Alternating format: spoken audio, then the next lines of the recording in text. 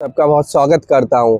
आज मैं आपको एक ऐसी सच्ची घटना के ऊपर जो आधारित है उसके बारे में बताऊंगा। एक व्यापारी की कथा के बारे में बताऊंगा कि कैसा उसका व्यापार जो बिल्कुल ही ठप हो गया था, उसकी दुकान बिल्कुल नहीं चल रही थी और कैसे अचानक से उसकी व्यापार दौड़ने लगा और उसकी दिन दुगनी रात तरक्की होने लगी। तो चलिए आज की वीडियो हम अपनी शुरू करते हैं। कि आप सब लोग जानते होंगे सावलिया सेठ को। सावलिया सेठ के बारे में तो पूरा दुनिया ही जानती है कि वो तो सेठों के सेठ, महासेठ हैं, व्यापारियों के सेठ हैं।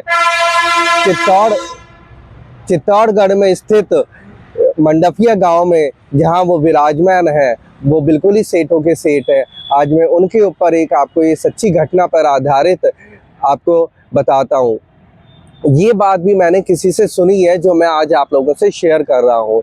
एक व्यापारी था राजस्थान का, जिसकी एक कपड़े की दुकान थी। तो उसकी दुकान वो बिल्कुल ही नहीं चल रही थी, वो दुकान उसकी बिल्कुल ठप हो गई थी। कई साल बीत गए उसको उसमें प्रयास करते करते कि उसकी दुकान चलने लगे, लेकिन आखिर उसकी दुकान चलने ही नहीं लगी और उसकी दुकान पर ताला लगने की नौबत आ गई। बैंकों का कर्जा बढ़ गया उसके ऊपर, वो बहुत हर तरह से परेशान हो गया। काफ़ी साल बीत गए, कम से कम 15-20 साल वो इसी परेशानी से जूझता रहा। लेकिन एक दिन अचानक मानो सावलिया सेठ ही उसे रास्ते में मिल गए हों। किसी एक साधारण इंसान ने उससे कहा कि भाई तुम क्यों परेशान हो। तब उसने बताया कि मेरी दुकान बिल्कुल भी नहीं चल रही है, मेरा व्यापार बिल्कुल ठप हो गया है, मेरा परिवार रोड पर आ गया है, मुझे समझ ही नहीं आ रहा कि मैं ऐसा क्या करूं। उसने कहा कि तुम परेशान मत हो, तुम सेठों के सेठ के पास जाओ, जो हमारे सेठ हैं उनके पास जाओ, व्यापारियों के सेठ हैं उनके पास जाओ। तब उसने पूछा कौन है ये सेठ। उसने कहा सावलिया सेठ मंडपिया गांव में जो है, उनके दरबार में एक बार हाजिरी देकर आओ, फिर देखना तुम्हारे व्यापार में क्या होगा। मानो कि वो आदमी क्या उससे मिला, उसकी तो जिंदगी उस व्यापारी की पलट गई।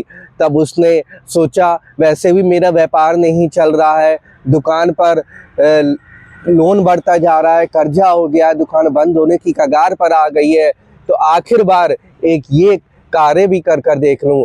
तब वो अपना बड़ी हिम्मत जुटाकर मन बनाकर मंडपिया गांव में सावलिया सेठ के दरबार में गया। वहां जाकर उसने 3 दिन बिताए अपने। उसने उस व्यापारी ने तीनों दिन व्रत रखा, उपवास रखा कि और उस वहाँ पर सिर्फ वो सावलिया सेठ का ही नाम जपता रहा और मन ही मन ये कहता रहा, हे सावलिया सेठ, अब मैं बिल्कुल ही थक गया हूँ, मेरे अंदर बिल्कुल ताकत नहीं बची है कि मैं इस व्यापार को चला सकूं।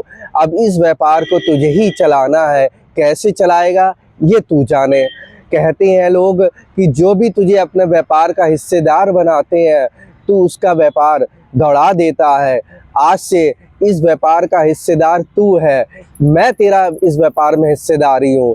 अब मैं जो भी इस व्यापार में कमाई होगी, सबसे पहले हिस्सा मैं तेरे ही नाम का निकालूंगा, फिर बाकी जो बचा हुआ होगा वो मैं अपने लिए रखूंगा। ऐसा कहकर वो अपने मन ही मन सावलिया सेठ का नाम लेता रहा और उसने एक एग्रीमेंट करा स्टाम्प पेपर पे कि हे सावलिया सेठ, आपसे आप मेरे हिस्सेदार हो।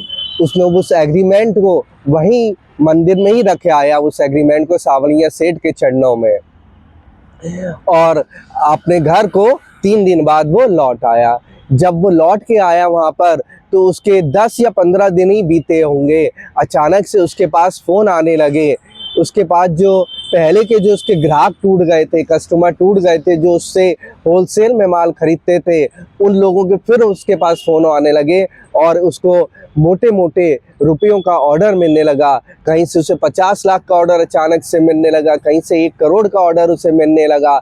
अब वो समझ ही नहीं पा रहा कि मैं ऐसा कैसे चमत्कार हो गया।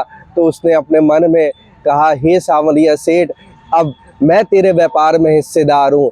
तूने ये साबित कर दिया कि जब कोई तुझे अपना हिस्सेदार बनाता है और तू इस व्यापार को संभालता है, तो वो व्यापार कैसे दौड़ता है। तो उसके तो ना जानो ऑर्डरों की लाइन ही लग गई।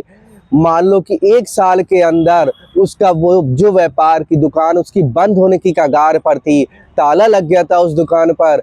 जो सालों से बंद थी, 10-12 साल से उसका व्यापार नहीं चल रहा था, वो महीने भर के अंदर उसका कारोबार दौड़ पड़ा और पूरा 1 साल जैसे जैसे व्यतीत हुआ, वो दुकान एक बड़ी बिल्डिंग और बड़ा एक शोरूम बन गया, करोड़ों खरबों का मालिक हो गया वो। तो देखिए, जैसे कि आपने सुना इस कथा के अंदर, ये घटना एक सच्ची है बिल्कुल ही। इसके अंदर देखा कि कैसे सावलिया सेठ को हम अपने व्यापार का अगर हिस्सेदार बनाते हैं तो जो व्यापार हमारा नहीं चलता वह व्यापार चलने लगता है, दौड़ पड़ता है। सावलिया सेठ बहुत ही शक्तिशाली हैं, व्यापारियों के सेठ कहलाते हैं वो। तो इसलिए मैं यही कहूँगा कि अगर आप लोगों में से किसी का भी व्यापार नहीं चल रहा है तो सावलिया सेठ के जाके दरबार में एक बार हाजिरी दीजिए और उन्हें अपना व्यापार का हिस्सेदार बनाइए कुछ परसेंटेज का। फिर देखिए आपका वो व्यापार कैसे दौड़ता है। और उनके साथ एक एग्रीमेंट करिए कि सावलिया, स्टाम्प पेपर पे एग्रीमेंट करिए बाकायदा, अपने घर पे लाकर स्टाम्प पेपर में लिख के एक अर्जी लगाकर और रख दीजिए सावलिया सेठ के चरणों में। फिर देखो आपका व्यापार कैसे दौड़ता है। जैसे इस राजस्थान के व्यापारी का व्यापार जो बिल्कुल ठप पड़ा था, जो दौड़ने लगा। तो मैं आपसे यही गुजारिश करूँगा। अब मैं ये कहता हूँ आपसे, अगर आपकी कोई भी कथा हो, कोई भी सच्ची घटना पर आधारित हो, तो मैं डिस्क्रिप्शन बॉक्स में एक मेल आईडी डाल दूंगा।